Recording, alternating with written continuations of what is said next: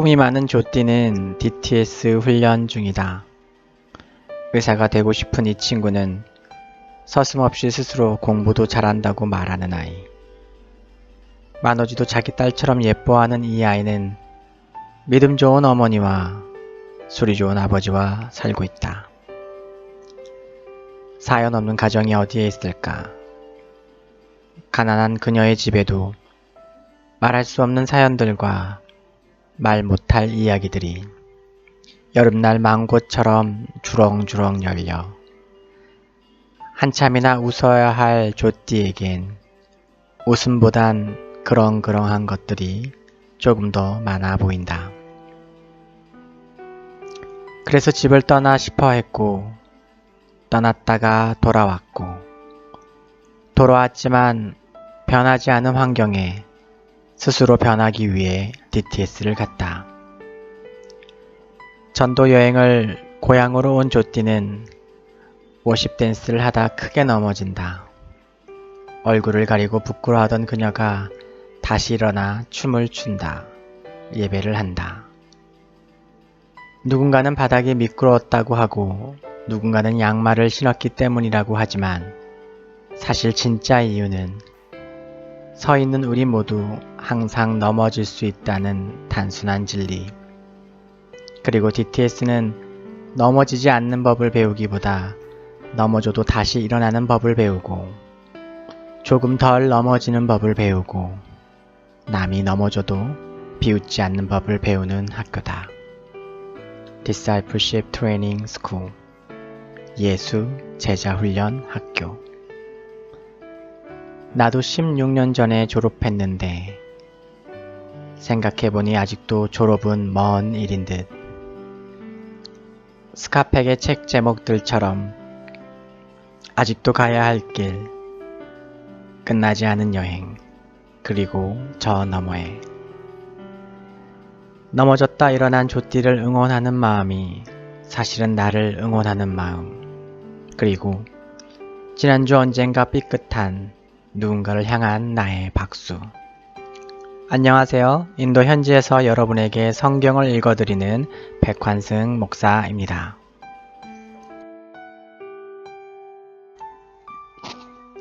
한 주간 잘 지내셨습니까? 저희도 하나님 은혜 가운데서 잘 지내고 있습니다. 단기팀을 잘 마무리하고요. 새로운 한 주가 시작이 되었습니다. 한국어 학당과 다양한 사역들이 있었죠. 아키풀 학교에서도 아주 좋은 시간들을 많이 보냈고요.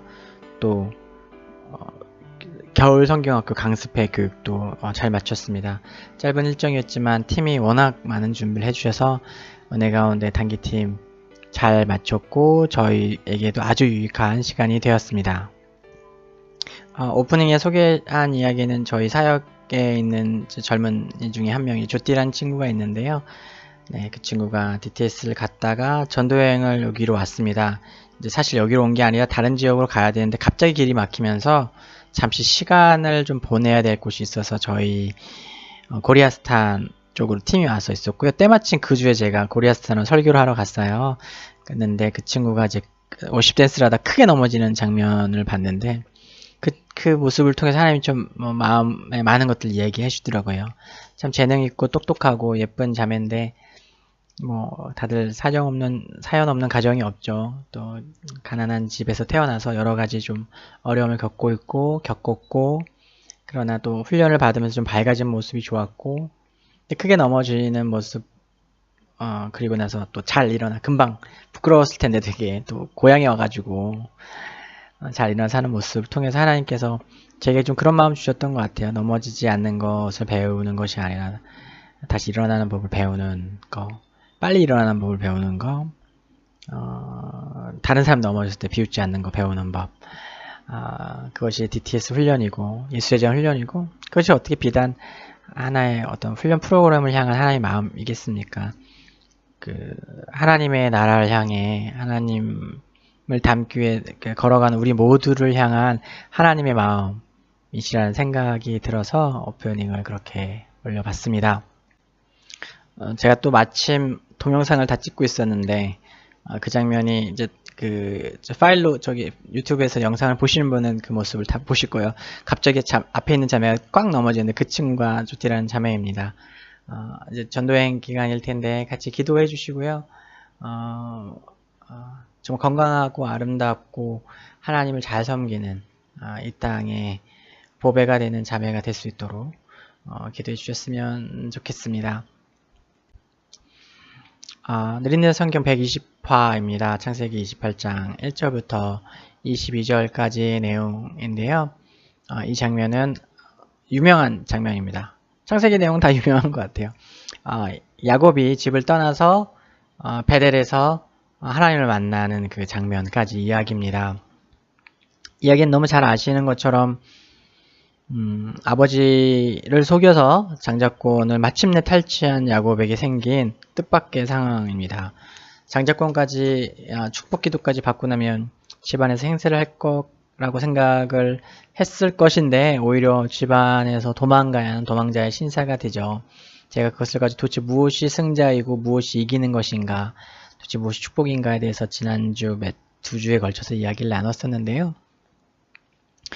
인간적인 시선으로 보면 참 어처구니 없는 상황입니다. 야곱은 쫓겨나듯 도망치듯 집을 나오는데요. 아무것도 가지지 못하고 나옵니다.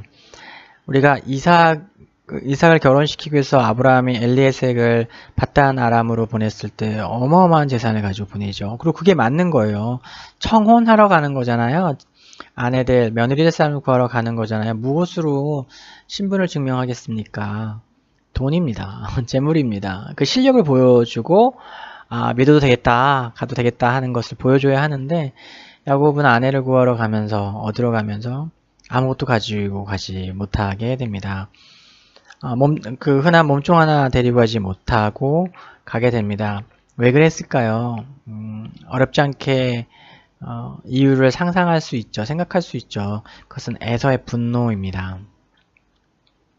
그 용인이 안 되는 거죠.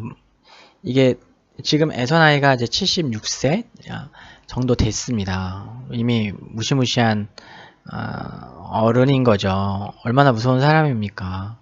이 아들이, 첫째 아들이 지금 분노에 치를 떨고 있는데 둘째 아들 결혼시키러 보낸다고 이것저것 챙겨줄 수가 없는 거예요. 그만큼 이 부모들이 보기에도 그 상황을 위급했다는 것을 볼 수 있습니다. 우리가 상황들 다 볼 수 없지만 정말로 야 이거 잘못했다가는 정말 사단이 나겠구나 라고 생각할 만큼 위험한 상황이기 때문에 야곱은 도망치듯 신속하게 집을 떠날 수밖에 없었습니다. 그리고 그 이후로 야곱에게는 그야말로 고생길이 열리게 되죠. 재밌는 건 부모님들의 이런 처사가 에서의 마음에 나쁘지 않았던 걸로 보입니다. 오히려 그 이후에 부모님의 마음을 좀 헤아려 보려고 애씁니다. 그래서 어떤 것을 했습니까? 이스마엘에게서 아내를 취해서 결혼을 다시 한번 합니다. 부모님이 자기 친족 가운데서 그 아내를 얻길 원하시는 것을 깨닫고 그렇게 하신 거죠. 그러나 그것도 무언가 좀 빗나갔어요. 부모님의 마음을 기쁘시게 해드리고 싶고 뭔가 또 잘 보이고 싶었는데 자기 생각대로 자기 생각이 꽉 차서 자기 결론을 가지고 행동을 해버리게 됩니다. 그렇게 한 에서의 행동은 결코 부모님의 기쁨이 될 수 없었죠. 성경이 이삭의 감정이 어땠는지 이런 것을 이야기하진 않지만 행간을 통해서 이것이 전혀 무의미한 일이었다는 것을 우리는 알 수 있습니다. 이스마엘은 사실은 이제 완전 친족이라고 할 수 없잖아요. 왜냐면 이제 이스마엘의 어머니는 이집트 사람이기 때문에 그런 부분이 있습니다. 만약 정말 부모님의 마음을 원했던 부모님께 여쭙고 자신도 결혼할 사람을 구하기 위해서 바단 아람으로 사람을 보내겠습니다. 아니면 제가 가겠습니다. 이렇게 하는 것이 실제로 부모님의 마음을 헤아리는 태도가 되겠죠. 에서는 자기중심적이고 자기 생각에 꽉 차 있는 사람이었습니다. 그렇다면 야곱은 그와 다른 사람이었는가? 오늘 이후에 진행되는 사항을 보면 야곱 또한 도찐개찐이라고 하죠. 크게 차이 나지 않는 모습들을 우리는 많이 확연하게 볼 수 있게 됩니다. 야곱은 약 96km를 걸어가서 베델에 이르게 됩니다. 쉽지 않은 여정이었어요. 야곱의 나이 76세라고 말씀을 드렸습니다. 에서가 76세니까요. 둘이 쌍둥이잖아요. 그러면 지금 우리는 이제 막연하게 결혼하려고 가니까 얘가 20대 많아봐야 중반쯤이라 생각하고 옛날이었으니까 10대 후반이었을 수도 있겠다는 생각을 하게 돼요. 성경 본문에서 야곱과 에서는 왠지 젊은 혈기를 풀풀 풍기는 젊은이들처럼 느껴지지만 76세입니다. 깜짝 놀랐죠. 이거 완전 할아버지 아닙니까? 그런데 이제 그 76세란 나이를 지금으로 약간 환산해서 볼 필요가 있잖아요. 무슨 얘기냐면 지금 우리가 인간이 100세를 산다고 하면 이 당시에는 얼마나 살았냐면 홍수 이후에 이제 인간의 나이가 그 수명이 급격히 줄어들었지만 그의 할아버지 아브라함이 175세를 살았고 그의 아버지 이삭이 180세를 살았어요. 그러면은 대략 180세 정도를 기준으로 볼 수 있습니다. 그러니까 인간의 수명을 그렇게 볼 수 있습니다. 그러면은 그걸 대충 계산해 보면 지금 이제 체감할 수 있는 나이 76세라는 이 야곱의 나이는 지금 우리가 느끼는 사회적 나이가 있잖아요. 생물학적 나이가 있고 사회적 나이가 있죠. 만약에 인간이 어떤 사회에서 50세를 산다고 한다면 15살도 어린 나이가 아닌 거죠. 바로 결혼해서 아이를 낳아야 되는 그런 나이인 거예요. 근데 생물학적으로 그러니까 생물학적 나이와 사회적 나이를 구분할 수 있는데 지금 여기서 이 야곱의 나이를 생물학적으로 보면 78세에서 76세가 엄청 많다 이렇게 느껴질 수 있지만 또 이걸 잘 계산해 보면 사회적인 나이는 한 38살 정도로 이렇게 상상해 볼 수, 추론해 볼 수 있습니다. 그렇다면 이런 여정이 불가능한 건 아니지만 그렇다고 20대 초반처럼 초중반처럼 막 힘이 펄펄 나서 할 수 있는 나이도 아닌 거예요. 어마어마한 고생이었다 라는 것을 알 수 있어요. 노총각이었고 어마어마한 고생을 한 거다라는 사실 정도는 우리가 어렵지 않게 살펴볼 수가 있습니다. 게다가 집에만 있는 사람이었잖아요. 집에 있기 좋아하고. 근데 이런 여행이 얼마나 힘들었겠습니까? 뭐 말이 있고 낙타가 있는 것도 아니고 부잣집 그 도련님이었는데 변변한 재산도 예물도 많이 챙겨오지 못한 것으로 보입니다. 비상식량이나 좀 챙겨 나오지 않았을까 라고 생각할 만큼 급하게 결정돼서 나오게 되었습니다. 죽음을 피해서 도망 나왔으니까요. 그래서 거의 100km를 왔으니까 마라톤을 2번 완주할 정도의 거리를 왔으니까 성경이 이제 며칠 동안 걸렸는지에 대한 힌트는 주지 않지만 한 3, 4일 걸렸다고 볼 수 있지 않을까요? 하루에 몇 킬로를 걸었는지 모르겠지만 아무튼 그런 상황입니다. 그래서 정신없이 잠에 듭니다. 얼마나 피곤했으면 돌을 베고 잠이 들었을까요? 돌 베고 잠이 들었을 때 하나님이 그에게 나타나십니다. 지금 이 순간이 야곱이 그렇게 바라던 순간이에요. 야곱이 계속해서 장자권을 얻기 위해서 형을 계획적으로 속이고 그 위에 계속 준비해서 아버지도 이렇게 계획적으로 조직적으로 속였잖아요. 그래서 받고 싶었던 게 뭡니까? 지금 이거예요. 오늘 말씀 13절부터 15절에 보면 하나님께서 나타나셔서 야곱에게 언약하시잖아요. 이 언약의 내용은 그의 할아버지 아브라함과 그의 아버지 이삭에게 언약하시고 반복하셨던 그 언약의 내용 그대로입니다. 그걸 마침내 상속한 거예요. 뜰 듯이 기뻐할 만한 상황이지만 야곱은 별다른 감흥이 없습니다.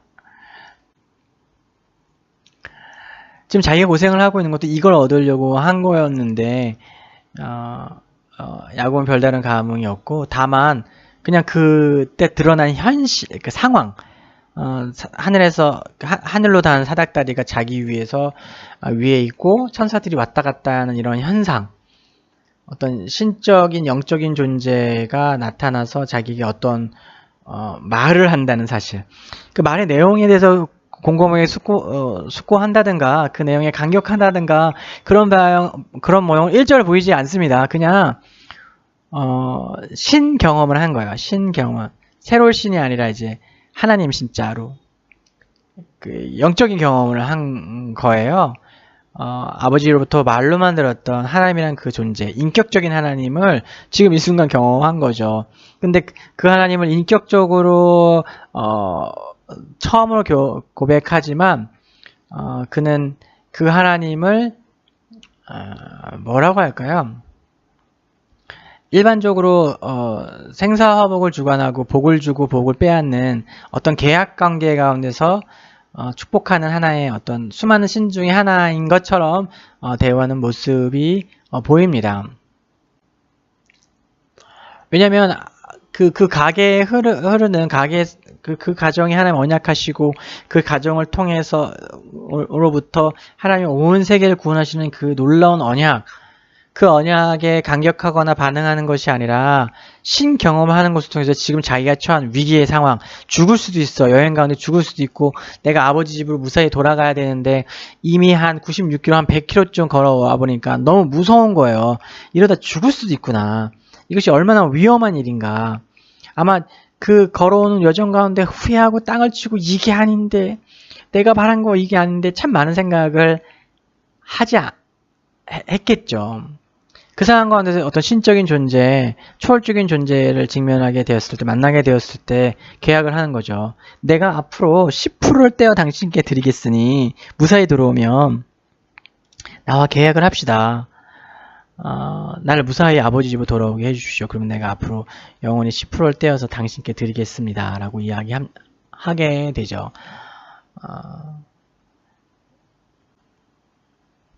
이것은 아주 흥미롭고 재미있는 장면입니다. 그는 무언가를 분명히 욕망하고 그 욕망을 위해서 많은 대가를 치렀지만 실제로 자신이 무엇을 구했는지 그 자신이 구한 그것의 실제 그것을 봤을 때 알아보지 못합니다. 그가 바라고 소망했던 것들은 실제의 내용과 많이 달랐던 거죠.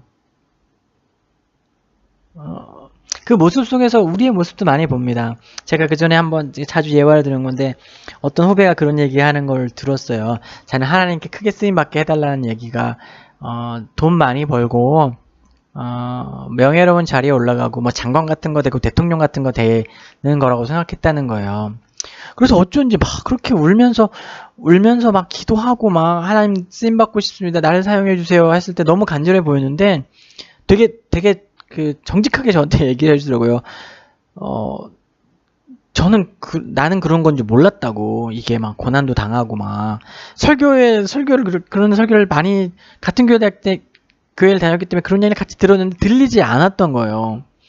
근데 이제 어느 순간에 그 부분에 직면하기 시작했죠. 하나님께 사용받고 싶습니다. 쓰임받고 싶습니다. 뭐 이런 걸 하는데 하다못해 전도여행을 하나 준비하고 하나님께 쓰임받는다고 준비하더라도 그 준비하면 하나님이 기다렸듯이 막 돈을 막 부어주시고 막 좋은 일만 생기는 거 아니지 않습니까? 고난도 있고 어려움도 있고 막 제 아는 후배가 DTS 처음 준비할 때 막 돈이 부족하잖아요. 그래서 헌금도 받고 후원도 받는데 저한테 전화해갖고 내가 구질구질해서 못 사겠다고 전화를 끊어버리더라고요. DTS는 잘 갔다 왔습니다. 그 친구도. 아무튼 그런 거예요. 근데 제가 얘기한 그 후배가 하나님께 쓰임 받는다는 게 무엇인지, 하나님께 영광 돌리는 삶을 한다는 것이 무엇인지, 그 전에 그렇게 몇 년을 기도하고 울고, 그것을 기도했는데, 그것의 맛을 조금 보더니 그렇게 고백을 하더라는 거죠. 오늘 우리가 야곱을 통해서 그 모습을 보지 않습니까? 그가 그렇게 간절히 갈망하고 욕망함으로 가진 수술을 다 써서 얻고자 했던 그것이 실제로 자기에게 주어졌을 때 그것이 무엇인지 알아보지도 못하는 그 모습, 그것이 야곱의 모습입니다. 부모님의 마음을 전혀 헤아리지 못하고 자기 생각으로 가득 차서 자기의 방법으로 부모님 마음을 만족시키려 했던 에서와 여기 나와 있는 야곱이 크게 다르지 않습니다. 무엇이 다르냐면 그는 야곱은 어머니 모태에서부터 이미 하나님께 선택받은 백성이었기 때문에 그리고 그랬기 때문에 그에게 하나님 그런 열망을 주셨고 그것이 실제의 모습이 무엇인지 모르지만 그냥 이렇게 쫓아가다가 하나님을 만나고 그 하나님이 그의 인생에 계속해서 개입하시는 것을 통해서 그 하나님을 더 깊이 알아가고 그가 구했던, 간구했던, 원했던 그 장자권이라는 것이 하나님의 축복이라는 것이 무엇인지를 그의 인생의 여정 가운데서 알아가게 되는 거예요. 이 야곱의 얘기를 하다 보면 앞으로도 얘기 많이 하게 되겠지만 야곱의 이후의 삶을 보면 베델까지 안 오려고 해요. 그 결정적인 장면들 많이 나옵니다. 야곱은 참 이런 표현이 좀 묘하지만 그 정확한 그의 계산법을 까고 까발리면 까발릴수록 참 난감해지는 어른이세요. 이분은 그런 분이에요. 그것들을 하나하나 살펴보면서 여기서 작동하고 있는 그의 심리, 막 계산, 잔머리 막 이게 막 다 드러나거든요. 결국 한두 뼈가 부러질 때까지 그는 그렇게 술수를 이제 부리며 살게 됩니다. 그리고 나서도 좀 마음 씁쓸한 일들 나옵니다. 앞으로 이제 말씀 보면서 철저하게 좀 살펴볼 텐데요. 그런 조악한 인상과 이 마음을 갖고 있었지만 하나님이 붙들어 주시고 은혜 주셨고 그래서 그 하나님을 알게 해주신 그 복을 누린 사람입니다. 야곱을 이렇게 야곱의 내면을 까발리면서 신나하고 내가 관찰했더니 이 모습이 이 사람이 이랬습니다라고 이야기하면서 남 얘기하는 건 참 재밌잖아요. 재밌어 하지만 야곱이라는 분이 또 재밌는 분인 것은 그런 야곱을 그 야곱의 모습을 통해서 계속해서 나를 만나게 됩니다. 만나게 해줘요. 야곱이 이런 조악하고 막 그런 술수가 있는데 그게 또 내 모습인 거예요. 꽉꽉 들어차있는 내 모습인 것을 보게 되고 또 반성하게 되고 또 우프다고 하죠. 웃기지만 슬픈 상황들을 재현하게 해주는 사람이 야곱입니다. 그의 이야기입니다. 많은 그리스도인이 하나님께 쓰임받고 싶어하고 그분의 축복을 원하지만 정작 그것이 무엇인지 알지 못합니다. 알지도 못하면서 막 구하기도 하고요. 알고 있다고 생각했는데 또 그렇지 않고요. 하나님께 쓰임받고 축복받고 하나님의 말씀대로 살아간다는 거 그래서 정말 우리가 다 알고 이렇게 살아가는지 저는 개인적으로 믿음으로 살려고 결단하고 목회자가 되고 또 선교사가 되었지만 그 걸음걸음마다 그런 내면의 저 자신의 내면의 조악함 그리고 내가 이걸 몰랐구나 내가 실제로 그게 뭔지 잘 모르고 구했었구나 하는 것들 많이 깨닫고 또 보게 됩니다. 그래서 제가 야곱이 이런 모습을 보고 비웃고 혹은 안타까워하거나 질책한다면 그것은 동시에 저 자신을 향한 이야기인 것이 분명합니다. 결국 저도 제 생각으로 머리가 꽉 차 있더라고요. 그래서 당황하고 이게 뭐지? 왜 이렇게 되지? 하면서 좀 당황하게도 되고 또 슬퍼하게도 되고 그렇지만 그래도 제가 하나님 은혜를 입었다고 생각하는 것은 사건이 중요한 것이 아니라 사건의 해석이 중요하다고 심리학에서 많이 상담이나 무슨 얘기하는데 하나님께서 그 걸음마다 그게 진짜가 뭐였는지 하나씩 보여주시고 또 설득해 주시고 알게 해주시는 것에 은혜가 있지 않나 하는 생각을 합니다. 오늘 말씀을 보면 이 야곱의 이 모습이 사실은 사도 요한께서 요한복음 1장에서 나다넬의 이야기를 풀어내실 때 인용하신 장면이거든요. 야곱의 사닥다리 장면이 지금 어떤 모습 제가 이제 요한복음 느린내성 요한복음 편에서 이 부분을 한번 설명했었는데 여기서 짧게만 설명을 하자면 이야기가 길어질까요? 네, 이 이야기가 길어지네요. 제가 그 유튜브 링크를 같이 걸어 두겠습니다. 그게 제가 느린 성경하기 초기에 썼던 내용인데요. 요 본문 야곱의 이야기와 나다니엘의 이야기가 어떻게 이야기가 되는지 그리고 사도 요한께서 나다니엘의 이야기 나다니엘과 예수님과의 만남의 이야기에서 왜 야곱을 인용하셨는지 오늘 이 설교를 들으시고 혹시 좀 더 궁금하셔서 이 요한복음 1장에 제가 설교한 내용을 보시면 좀 더 선명하게 이해가 되실 거예요. 그리고 제가 강의안에도 올린 내용들을 보시면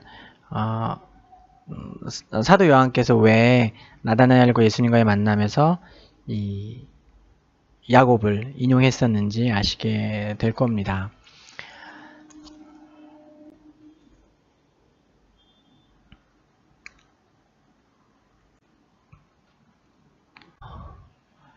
네, 그리고 혹시 보시고도 잘 이해가 안 되시거나 어려우신 분이 있다면 질문 같은 걸 남겨주시면 또 제가 또 성실하게 답을 해드리도록 하겠습니다. 좀 이야기가 길어지면은 좀 보니까 별론 것 같아서요. 짧게 핵심을 말씀드리는 것이 훨씬 유익한 것 같아서 길게 이미 했던 이야기를 다시 끄집어내지는 않도록 하겠습니다. 링크 걸어놓을 테니까 다시 한번 확인해 보시고요. 그때 모습을 보면 제가 이제 선교지 나오기 직전이에요. 이제 비자가 안 나와서 느릿느릿을 시작했는데 선교지에 가지 못해 그 직전의 모습을 그때는 이제 동영상으로 얼굴이 나왔었는데 아무튼 옛날의 모습 보시면 또 감회가 새롭지 않을까 하는 생각도 듭니다. 우리는 오늘 이 창세기 28장의 말씀을 통해서 야곱을 보고 또 우리 자신을 분명히 보게 됩니다. 자기 생각으로 가득 차 있는 야곱, 자신이 그렇게 원했던 축복이 언약이 계승되었지만 그것을 보지 못하고 자기 딴에 만들어낸 아주 소소한 언약을 만들어 놓고 하나님께 10%를 떼어주겠다며 계약을 거는 야곱의 모습을 봅니다. 그 긍정적으로 볼 수도 있겠죠. 하나님과 관계가 시작된 지점이니까. 하지만 앞에 언약과 하나님 주신 언약과 지금 야곱이 이렇게 정확하게 갑자기 난 아버지 집에 가고 싶어라고 하는 그 언약의 두 모습을 보면 이것이 얼마나 좀 동문서답이고 자기 생각으로 가득 차 있는 거 이렇게 하나님 말씀 들렸지만 그게 들어오지 못하는 그런 안타까운 모습을 또 보시게 될 거고요. 또 하나 야곱이 하나님 임하신 거잖아요. 그 베델이라고 야곱이 이름을 지었지만 그 지명으로 그 지명이 베델이 되는 것이 아니라 사실 베델이 된다면 야곱 자신이 베델이 되어야 되는 거죠. 왜냐하면 하나님 그 지역 어떤 지표상의 어떤 한 지역에 임하신 것이 야곱 위에 임하셨고 야곱이 운이 좋아서 어떻게 딱 누웠는데 하나님의 집이었어. 그래서 하나님 만났어. 그게 아니라 하나님이 야곱 안에 집을 주고 야곱과 같이 사셨고 같이 고생하셨고 그때마다 인도해 주신 거잖아요. 인지의 한계, 그 생각의 한계를 보게 됩니다. 야곱은 야곱이 인식할 수 있는 한계 안에서 하나님의 역사를 해석할 수밖에 없지만 우리는 좀 더 많은 신학적인 과정을 거쳐서 이것이 야곱이 운이 좋아 하나님의 집이 있는 하나님이 자주 나타나시는 곳에 야곱이 자리를 깔고 누워서 하나님을 만난 것이 아니라 하나님이 그 위에 임하셨고 그 안에 같이 사셨고 동행하셨다는 사실을 알 수 있죠. 우리가 믿고 따르는 이 주님이 얼마나 좋은 분이십니까? 우리는 우리의 생각으로 가득 차 있어. 옛날 학교 선생님들 표현으로 하면 머리에 똥만 차 있는데 하나님 그런 우리의 생각을 비우고 당신의 생각으로 채워주셔서 당신의 관점으로 세상을 바라볼 수 있도록 매일매일 인도해 주시고요. 우리는 우리의 인식의 한계로 말미암아 하나님 우리 위에 임하신 은혜를 다 깨닫지 못하지만 하나님께서 우리 인생길 가운데 조금씩 진짜 은혜가 무엇인지 진짜 도움이 무엇인지 진짜 축복이 무엇인지 알게 해주고 계시죠. 오늘도 저와 우리를 하나님께서 축복하시고 불쌍히 여겨주시기를 간절히 바라고 소원합니다. 결국 그분이 우리 안에 베델 하우스 오브 갓 하나님의 집이 우리 안에 있기 때문에 우리 안에 머물러 계시기 때문에 우리는 여전히 머리에 똥만 가득 찼고 나의 인식의 한계, 인지의 한계 안에 머무르면서 사건을 이렇게 저렇게 해석하지만 하나님 우리 안에 집을 짓고 우리를 인도하셔서 온전한 사람, 온전한 하나님을 경험하는 사람, 하나님을 만나는 사람, 하나님을 더 알아가는 사람, 하나님을 더 닮아가는 사람 우리를 이끌고 계십니다. 그 하나님께 너무나 감사하고요. 우리의 부족함에 불구하고 그렇게 역사하신 그 하나님을 더 붙들고 또 한 줄 또 살기를 소원합니다. 한 주간 승리하시고요. 다음 주에도 하나님 은혜 가운데서 승리하시기를 주님의 이름으로 축복합니다. 사랑하고 축복합니다.